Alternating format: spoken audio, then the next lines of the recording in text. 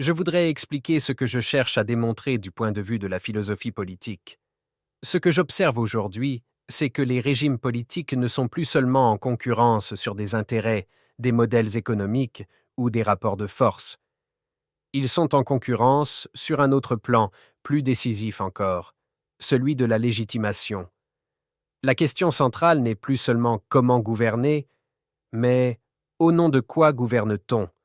Et surtout, au nom de quoi juge-t-on les autres?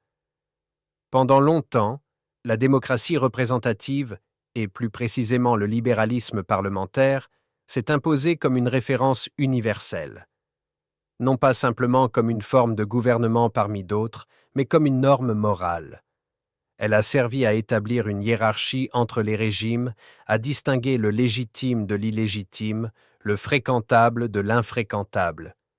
C'est là que se joue, selon moi, un glissement fondamental, un glissement du politique vers la morale.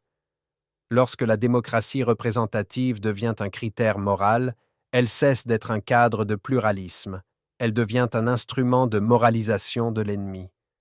L'adversaire politique n'est plus seulement celui avec qui l'on est en désaccord, il devient immoral, illégitime, voire incompatible par essence avec l'ordre international. Cette moralisation permet alors de justifier des politiques d'exception, sanctions, mises à l'écart, interventions, contournement du droit, toujours au nom du bien, de la paix ou des valeurs. Je ne dis pas que la démocratie représentative serait mauvaise en soi. Je ne plaide pas pour un autre modèle à ériger en absolu. Ce que je mets en cause, c'est sa prétention à la supériorité morale universelle. Cette prétention fonctionne de moins en moins, non pas parce qu'un autre régime aurait démontré sa supériorité, mais parce que les conditions mêmes de la légitimation politique sont en train de se transformer.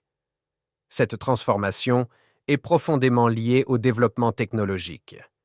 Les technologies numériques modifient les formes de gouvernement, de décision, de contrôle et de gestion des populations.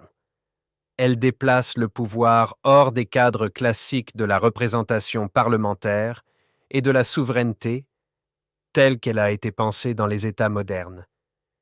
Nous entrons dans une ère de gouvernementalité numérique où les anciens récits de légitimation ne suffisent plus à expliquer ce qui gouverne réellement nos sociétés.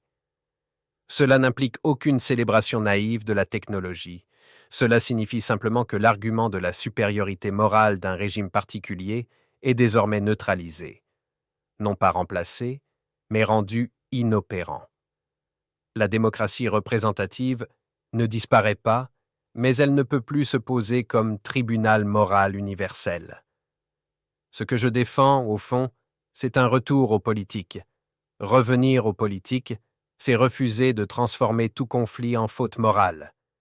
C'est accepter la pluralité des formes de gouvernement, reconnaître la souveraineté comme condition du droit et comprendre que l'exception devient dangereuse précisément lorsqu'elle est justifiée au nom du bien.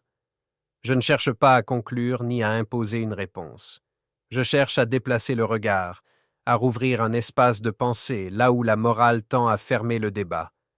Parce que la légitimité politique n'est jamais acquise une fois pour toutes.